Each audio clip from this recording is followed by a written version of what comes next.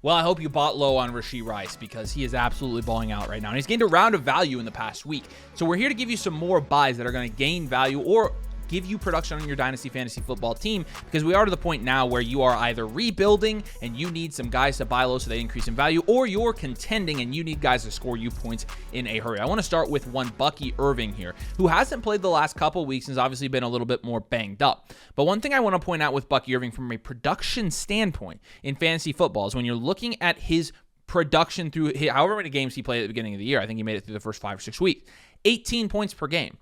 When you're talking about how experts have him ranked over on the site, according to the expert average rankings, the Dynasty rankings over there, the guys in that tier, Quinshon Judkins scoring 13.8 points per game, Saquon Barkley scoring 15.9 points per game.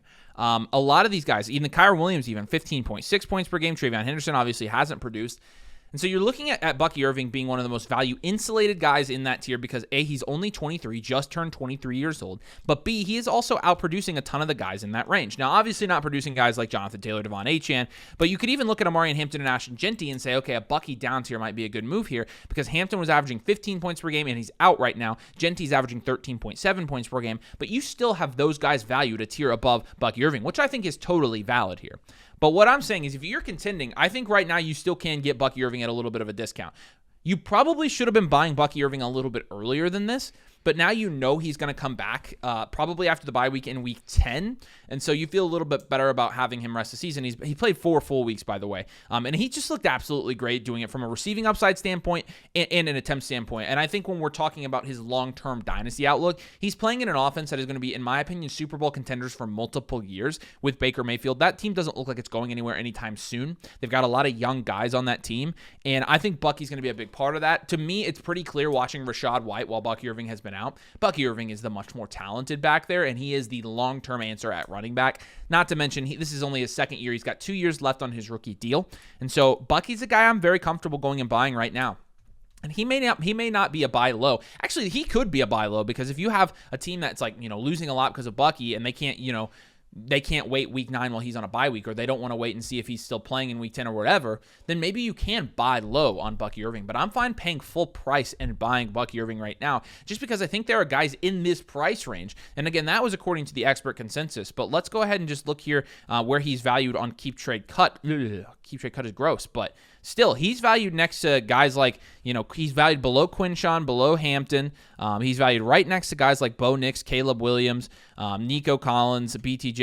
I think the big one here Saquon. is I think the big one here is Quinshon specifically, like at running back. If you're a contending team and you want to raise your upside and honestly raise your floor while you get down the stretch here heading into the playoffs and stuff, and you can't necessarily afford some really low floor games like Quinshon is going to have this season, given how terrible the situation is, like you can essentially get an equivalently insulated running back in that same value range that's going to give you much higher production upside with a higher floor for the rest of the year. So that's generally, that's kind of the nice, that's one of the biggest reasons that you invest in rookies to begin with before the season starts, is because the rookies are so insulated and because they have so much room to move up boards. For example, a guy like Quinshon, could you dream of selling Quinshon Judkins for Bucky Irving 2 months ago? No, not even remotely close. Like, people would have laughed in your face. But... And Quinshon has been phenomenal. This isn't anti-Quinshon whatsoever. It's just saying the fact that you can pull that off now and get a significant production upgrade for the rest of the year, I think is worth capitalizing on if you're a contender specifically. I'll put it this way. I want to do this for each player on this video, by the way. You can comfortably down tier from Genty and Hampton to Bucky, so get Bucky plus a good amount for those guys. You can pivot from Judkins and Barkley because they're in the same tier pretty much everywhere from a value standpoint. And you can up tier comfortably from both Travion Henderson. You could even up tier from like a Breece. Yeah. So those are kind of trade targets at each type of trade, a down tier, a pivot, and an up tier that you could make. We'll put those on the screen for you as we go as well. But just so you kind of get an idea of what type of deals we like to make for Bucky Irving. And again, I do think he could potentially be a buy low and maybe a market play because he is being shorted a little bit because he's been out. Yeah, next guy that we're going to have here is Ladd McConkey. We haven't talked much about Ladd, honestly, since he's lost quite a bit of value because, to be completely honest, for every take that we have that we miss on, we're usually like at least somewhat right about some other assets and saying, oh, they may have reached their value peak for this year. And Ladd was one of those guys where it was like, yeah, he's like somewhat insulated to a point where he's capable of losing value, but only so much value. And that's kind of the point here with Ladd, is I don't think necessarily that Ladd McConkey has the value upside that like a JSN had, who was value equivalent to Ladd McConkey heading into the year, which is why we were kind of a fan of that type of pivot. But now with Ladd McConkey's price, he is, according to market, down there value equivalent to Marvin Harrison Jr. Go figure. They're still right next to each other when it's all said and done. Right there by George Pickens, who has been a massive, massive riser in a great situation in Dallas as a wide receiver too. He is below Brian Thomas Jr. and Nico Collins at the moment. So, I mean, I just gave you 4 wide receivers essentially who I mentioned that are right around his value range, who I honestly at this point would prefer Ladd over every single one of those guys. I would down tier from BTJ to Ladd, because I think situationally, I think Ladd's situation is more insulated than BTJ's because of Travis Hunter specifically, and because of how volatile it looks in Jacksonville long term. I think Nico Collins, I don't think his insulation, going to be a 27-year-old wide receiver at the end of the year, is near as high as Ladd's as a 24-year-old wide receiver, just turned 24. So you've got like 2.5, 3 years on Nico. And again, just the nature of how the market values these types of receivers. Once 27 comes along, 28 comes along, see AJ Brown as the social experiment, right? Where you just saw him dip off at the end of the season. And that's going to be the reality with Nico Collins. That's what's going to happen regardless of what he does production-wise this season for the rest of the year.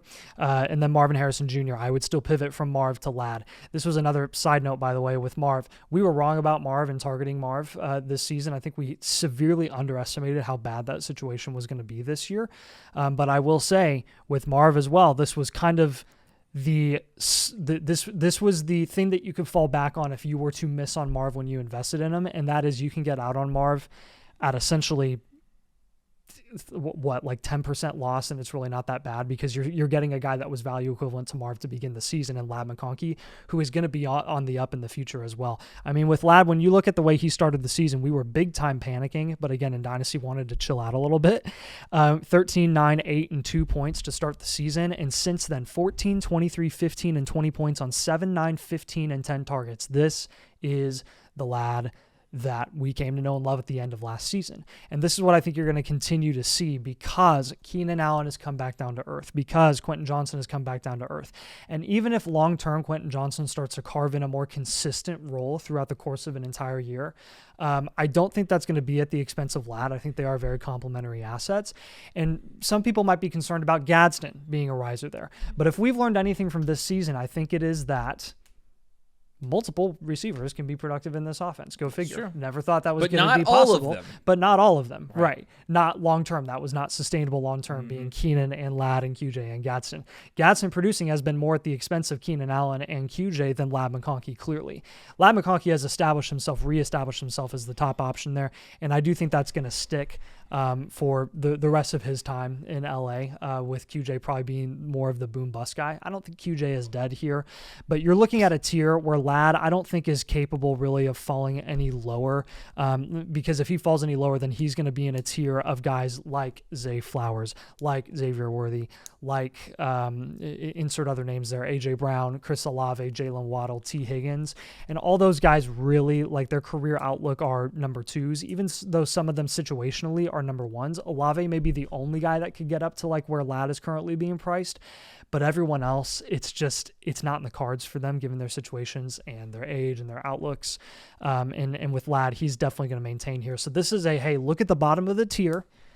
And if this tier were to flip at the end of the year, would I be shocked? No. And do I think it's merited for Ladd to be at the top of the tier as it is for him to be at the bottom of the tier? Yes, which makes me think that he's a buy at this price point. All right, let's go ahead and talk about the guy you just mentioned, Chris Olave here.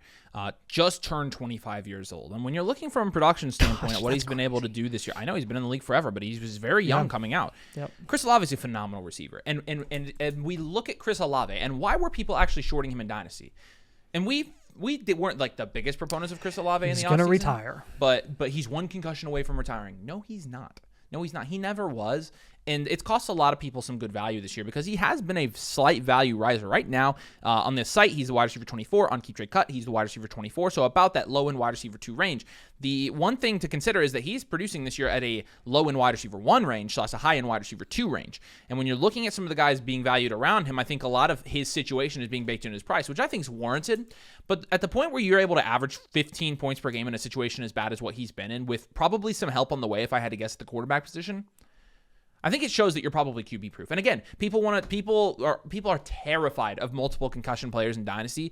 And realistically, Tua's not bleeding Dynasty value because he got concussions. He's bleeding Dynasty value because he's bad. Chris Olave is good. And so Chris Olave, even though he has concussions, that's never a reason. If you have league mates that are ever like, oh, Chris Olave is dead because he's going to retire if he gets one more concussion, just buy him. Just buy him. I think he's a buy right now just because of the value adjacent players. It's just monkey brain. Hindsight's 2020, but I'm just telling you guys, when someone shows you a piece of paper that says $20-25 million a year when you're coming off of your rookie contract, there ain't no way Chris Olave is retiring before he gets the bag. Just think about it. Are you serious? Would you get multiple concussions for $25 million? Yes, because I would. Because I already had multiple concussions. Not me, but I'm just saying Olave has already had multiple concussions. He's already made it this far. I know, and so it's just crazy. So let's look at the expert consensus rankings on the side. I'm going to give you some down tier guys, some pivot options, and some up tiers. So when you're looking at the C tier, Chris Olave is firmly in the D tier, again, wide receiver 24 on the site. When you're looking at the C tier, Marvin Harrison Jr., you can down tier to Chris Olave plus. Travis Hunter, you can down tier to Chris Olave plus. And again, I'm guessing that Travis Hunter on Keep Trade Cut is still valued 5 spots ahead of Chris Olave from a wide receiver ranking standpoint. And so yes, this is happening. I mean, anywhere, I don't know what sense of accuracy you want us to look at, but the expert consensus and the market value and combining those two things usually gives us a pretty good idea of where these guys are being valued. And so you do have Hunter, Marvin Harrison Jr., you can down tier to Chris Olave, and I really like that. In the same tier, though, you can pivot from Xavier Worthy to Chris Olave. In my opinion, Chris Olave is a little bit safer. You can pivot from Xavier Worthy to Chris Olave. In my opinion, Chris Olave is a little bit safer, right? Yeah. And when you're talking about age, I mean, Xavier Worthy is obviously very young. He's 22 and a half. Obviously, age isn't everything, though. We're playing with 3-year outlooks. Realistically, we're playing 2-year outlooks at this point, and Chris Olave's 2 to 3-year outlook is just fine compared to every single guy in this tier. And so, you can even pivot from T. Higgins to Chris Olave, and that's a 4-point per game jump right now. And I mean, Olave's produced more in just about a situation. Yeah, I honestly don't care if he stays in New Orleans or goes. I don't either. He's going to produce one regardless. He's going to produce, but he is a free agent, isn't he? He hasn't signed his deal yet, has he? I don't know if they picked up his 5th-year option or not. Well, let's go ahead and check that out. I mean, because that changes things as well. Chris Olave, 4-year deal.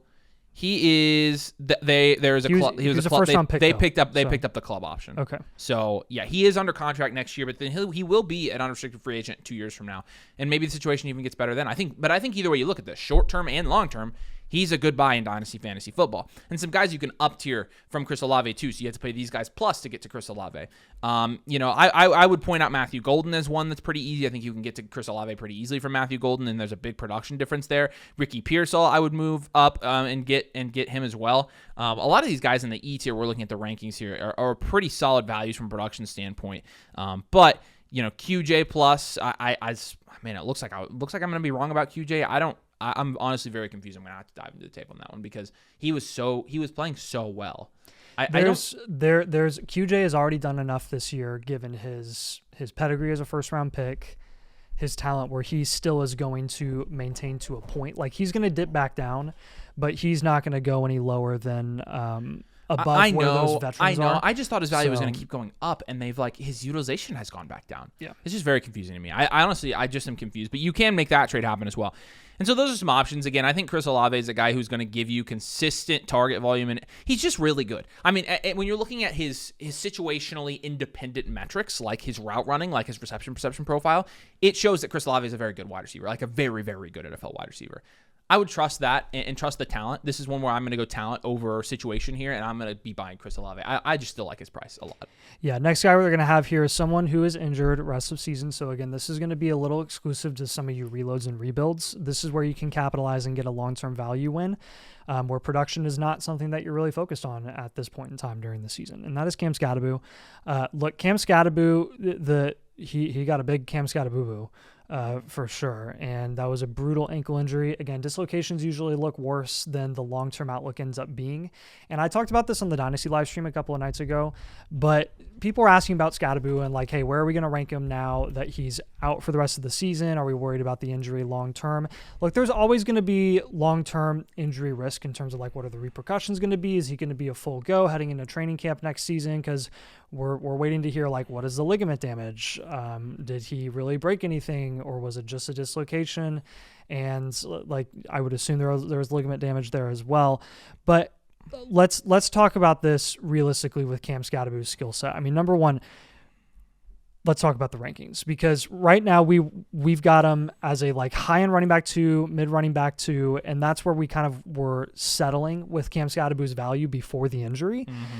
And what ended up happening is, because of our conservative ranking of Cam Scadaboo, we ended up not really being able to move him much further down because there's such a drop-off at the running back position in terms of insulation. You've got Henderson, Breece Hall, Scadaboo, and CMC, and beyond that, it's Javonte, it's Derrick Henry, it's RJ Harvey, Kenneth Walker, ETN, Benson, Swift, Warren. I mean, that is an ugly, ugly range with the exception of Javonte Williams. If Javonte Williams signs an extension, whether it's in Dallas or somewhere else, you could make the case to rank Javonte and CMC over Scadaboo. I'd have no issue with that. But again, Scadaboo, you can't really rank him any lower than like the top of all of those productive veterans, and then like maybe RJ Harvey, who's on the rise, mm-hmm. which merits him being a mid running back too. As far as the injury is concerned, Cam Scadaboo's skill set was never, hey, I'm going to juke the frick out of you, be the most laterally quick running back that you've ever seen, and that's my bread and butter, and that's how I win. No. He's a run up and down the field, run downhill, punish you with his head between the tackles type of running back who has good enough hands where he can get checkdowns, and he's got good yak ability because, again, he's a very physical runner. I would be a little more concerned if you saw this type of ankle injury with, say, like even like a CMC, right? Not just with like the age and stuff, but just with how they win and how they are so good at the NFL level. That's just not necessarily Cam Scadaboo's skill set. So if you have any sort of like, lateral quickness and ability type of concerns with him because of this dislocation, I'm not really buying it long term, because he never won like this, and he wasn't winning like this before this injury. And yeah, it's super unlucky, and yeah, it sucks if you paid a late first like I did on some contending teams for Scadaboo before the injury. But here's the reality. If you can pay a second or a couple of seconds for Cam Scadaboo, which is very possible at this point in time, I'm looking at the then that's where I think the benefit outweighs the risk of investing in him even with the injury. Yeah, let's listen to some of these trades here that have gone down within the last day since he got injured. Cam Scadaboo for Jalen Warren straight up. I would still prefer Scadaboo. Yeah. Tony Pollard in a third for Scadaboo. Woody Marks in a second for Scadaboo. Keenan Allen and Chuba Hubbard for Scadaboo. Chase Brown in a second for Scadaboo. Mason Taylor in a second for Scadaboo. Okay, so you kind of get the idea. I mean, he's being traded a lot right now, and a lot of times where he's being traded, Bashal Tutin straight up for Scadaboo. A lot of times where he's being traded, the price is a little bit too cheap. Tracy and Vidal for Scadaboo. There's somebody that's making a contending move right there, right? And so I think across the board, you're seeing him go a little bit too low. So I agree. It is probably a situational buy. And I moved him down. He's below Javonte, RJ Harvey for me. So I've got him about running back 20. But even then, I mean, I still think he's going to be valued much lower than that among the Dynasty community. And for rebuilds, reloads, he's guaranteed to go up in value. He's guaranteed to go up in value. So you always want to take advantage of that and buy those guys if you can. Now, Joe Burrow is an interesting one because Burrow is actually on track to return here sometime in 2025. But when we've done startup drafts on our streams, Joe Burrow has been going extremely low. We got to remember that Joe Burrow, when he is healthy, is going to produce at a level where, I mean, you're going to feel very good about. Step down from the elites. Yeah, but it's up there. It's up there, and I think he's probably worth going in the second. And we've seen him go in the third, and so it's just a little bit of an overcorrection, I think, with Joe Burrow's value, given that again he could come back sometime in mid-December this year. I think worst case scenario, he's fully healthy for next year because his recovery time kind of stretches out until like the December-January range. So his long-term production takes basically zero hit. Now, we're not big on buying these quarterbacks in this range, but when you're looking at where he's now ranked, even just on Keep Trade Cut, for example, Joe Burrow's he's going at the beginning of the third now. And I think that's a good price, honestly. Like, you can trade Bo Nix and Caleb Williams plus a little bit for Joe Burrow right now. Heck, you can pivot from Justin Herbert to Joe Burrow, which I don't think is a terrible idea. You could down tier from Jalen Hurts to Joe Burrow plus. You could down tier from Patrick Mahomes and Justin Herbert potentially to Joe Burrow plus, although they're all in the very similar value range. But those are the type of deals that I'm kind of exploring here. Jaden Daniels for Joe Burrow plus is a great one for a rebuild or reload that has Jaden Daniels, because Jaden Daniels' value is going in the wrong direction, whether we think it's warranted or not, and Joe Burrow's is only going to go up from here. And so Joe Burrow, you've seen his value graph goes like this, and then it goes like this. It's going to go back up. It's going to go up. So if you want a value win, Joe Burrow is just an easy one. And again, I think some of the guys in his value range, there are some good down tier options there as well, and some good pivot options. He's in the same tier right now on the side as Justin Herbert, Caleb Williams, and Bo Nix. I would take Burrow comfortably over all of those guys. I would be very comfortable down tiering from Daniels, Mahomes, and Hurts to Burrow, and I'd be very comfortable paying a little bit on top of like Dart and Purdy to get a Joe Burrow. Now, in some of the guys in that range, like Baker and Dak Prescott, I don't want to do that for. But Burrow is one of those guys that does make a production difference in your super flex spot. He does. If you're starting him, he's an advantage over the rest of your league. And so, all things considered, I think, he's going to be 29 here very soon. He's still going to be an elite option in Dynasty Fantasy Football from a production standpoint at the quarterback position, and that's why I think he's a decent market play right now.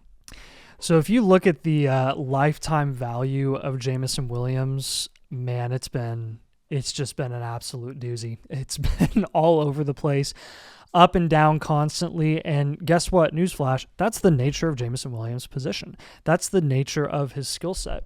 You buy low when he plummets, and you sell high when he skyrockets, and you just constantly play the market with JMO, and you reap the benefits and get value wins constantly when you do it. With Jameson Williams right now, he is being ranked lower than I have seen in a long time, a very, very long time, since it's been like a full year since I've seen him valued this low. Right now, he's at wide receiver 32, and he's settled there because of how disappointing he's been to start the season. Only 2 double-digit games of 18 and 18 points against Kansas City and Chicago. Single digits the rest of the way with tons of fluctuating target volume. Again, are we shocked? Are Avery and I shocked that this has been what JMO has looked like to start the season? No, because we've known that this is exactly the type of wide receiver that he is in this offense. That being said, Minnesota, Washington, Philly, the Giants, Green Bay, and Dallas over the next few weeks after the bye merit very big upside opportunity for JMO to be ultra productive. And I don't think that Jameson Williams, with the contract extension that he signed for the next 3 years to stay there, is just going to get consistently not utilized for the rest of the season. I do think you're going to get to a point where water's going to find its level with JMO, and he's probably going to settle as a high-end wide receiver 3, low-end wide receiver 2. He still has some of the highest upside of any wide receiver that's non-elite in the NFL and in fantasy football, but with his current price at wide receiver 32, which is lower than I've seen in quite a while, value equivalent to guys that are really just productive vets that aren't going to maintain their value long term. You've got Ja'Cory Crosky-Merritt right there by JMO. You've got Chase Brown right there by JMO. You've got Cortland Sutton and Devontae Adams right there by JMO. You've got Colson Loveland, Bryce Young, Kyle Pitts, J.K. Dobbins. I mean, if you're a reload, and you have Dobbins on your team and you just want to move Swift or Dobbins for JMO right now, you can absolutely do that. Again, with Jameson Williams and his name value alone, anytime he has a big week or multiple big weeks, he's going to shoot back up boards. We see it every single time. You don't have to look any further than his lifetime value, his lifetime market value. So this one is very simple to me. He's getting to the bottom level of a big tier of non-elite wide receivers in Dynasty, and he's just going to be all over the place within that tier, very similar to Ladd, but to a lesser extent, where when he has some big games, he'll be right back up at the top of that tier, and then he'll fall right back down when he's slow again. So just play the market with JMO, constantly play the market with JMO. He's a very liquid asset where you can buy and sell him constantly in Dynasty, and you can get a lot of good value wins from it. All right, let's talk about our last guy here, Rome Odunze. This one will be a little bit quicker. I just... With Rome, I'm looking at the guys valued around him right now, the guys valued under him, namely these guys. Ted McMillan, Nico, BTJ, Garrett Wilson, Ladd McConkey, George Pickens are the 6 wide receivers ranked right behind him on Keep Trade Cut. On the site, when you're talking about Rome Odunze, it's Ted, Garrett Wilson, BTJ, Ladd McConkey, Nico, Marv, and Travis Hunter. I think a good trade right now in Dynasty is trading those guys plus a little bit to get Rome Odunze. Yeah. Right now, the interesting thing that I've seen from a lot of people is they don't view Rome Odunze as like an elite upside premier level wide receiver who is capable of at least being ranked there long term.